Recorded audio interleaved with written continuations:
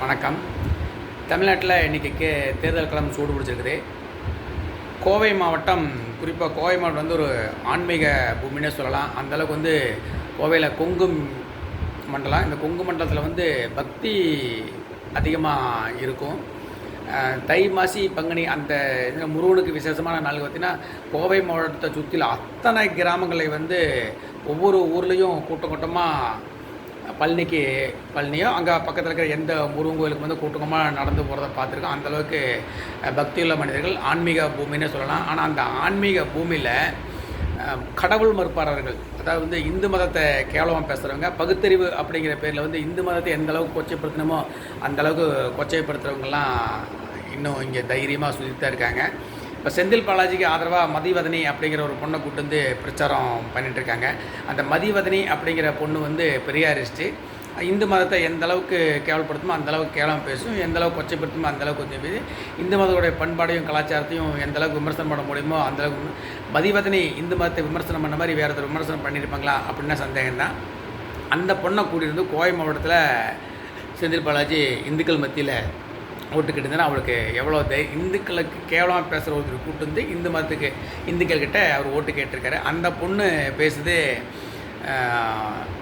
செந்தில் பாலாஜி தான் மகாத்மா காந்தியோட பெரிய தியாகி, செந்தில் பாலாஜி மேலே பாஜக அரசு பொய் வழக்கு போட்டது, அதையெல்லாம் மீறியும் நம்ம கூட அவர் நின்றுட்டுருக்காரு, அவர் தான் பெரிய தியாகி அப்படின்லாம் பேச. அது அவங்க கட்சி ஆளுங்க அவங்க புகழ்ந்து பேசுங்க, இன்னும் அதை பற்றியெல்லாம் இல்லை. ஆனால் நான் கேட்குறது என்னென்னா, இந்துக்களை கேவலமாக பேசுகிற ஒரு பொண்ணை கூட்டு தேர்தலில் ஓட்டு கேட்குறாங்கன்னா, அப்போ இந்துக்களுடைய எந்தளவுக்கு இந்துக்கள் கேனத்தனமாக இருப்பாங்க, வெக்கமான சூடு சொன்ன இல்லாமல் இருப்பாங்கன்னு தெரிஞ்சுக்கலாம்.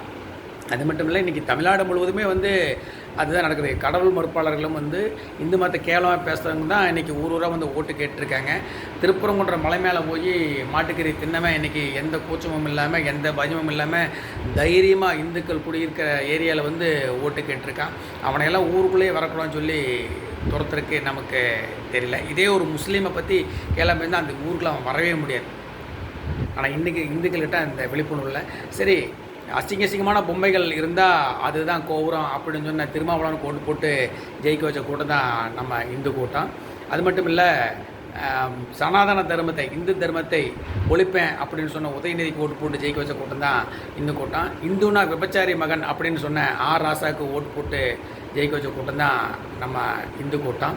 நினைக்கிறேன் ஐந்தறிவு ஜீவனை விட நம்ம மோசமாக இருக்கும். ஐந்தறிவு ஜீவன் கூட அதை டிஸ்டர்ப் பண்ணால் அது எதிர்வினை ஆற்றலாம். அந்தளவுக்கு கூட சூடு சொன்ன வெக்கமான எதுவுமே இல்லாமல் ஒரு ஜந்து மாதிரி வாழ்ந்துருக்கிற ஒரு இனம் இந்து. இவனுங்கெல்லாம் சோத்தில் உப்பு போட்டு சோறுங்களா, குறிப்பாக சோறே திங்கிறானுங்களா இல்லை வேற ஏதாவது திங்கிறானுங்களே தெரியல. அந்தளவுக்கு கேடுகட்ட ஒரு இனம் அப்படின்னா இந்து இனம். இந்து இனத்தில் பிறந்து நம்ம வாழ்ந்துருக்கு அப்படின்னு நினைக்கும்போது ரொம்ப கேவலமாகவும் வெக்கமாகவும் இருக்குது.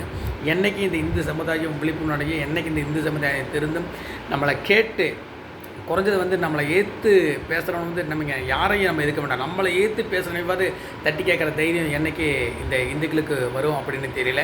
தட்டி கேட்காட்டி பரவாயில்ல, ஊருக்குள்ளே வர வேண்டாம்னு துரத்தவும் வேண்டாம். கடைசியில் ஓட்டு போடும்போதாவது இந்துக்களை கேவலமாக பேசுகிறவங்க ஓட்டு போடக்கூடாது அப்படிங்கிற ஒரு உணர்வு கூட வராமல் ஜந்துமாக இருக்கானுங்களே அப்படின்னு நினைக்கும்போது ரொம்ப கவலையாக இருக்குது.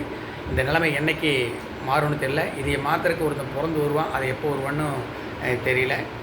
எல்லாம் ஆண்டவங்க கையில் தான் இருக்குது. இந்து மதத்தை எப்போ காப்பாற்ற போகிறாங்க, யார் காப்பாற்ற போகிறாங்க, இந்த இந்துக்களுக்கு என்றைக்கு சூடு சொன்ன வெக்கமானா வரும் அப்படின்னு தெரியல. அதெல்லாம் ஆண்டவங்க கையில் தான் இருக்குது. காலப்போக்கில் பார்ப்போம் இந்த இந்து இனம் எப்படி வாழப்போகுதுன்னு தெரியல. ஜெயஹிந்த்.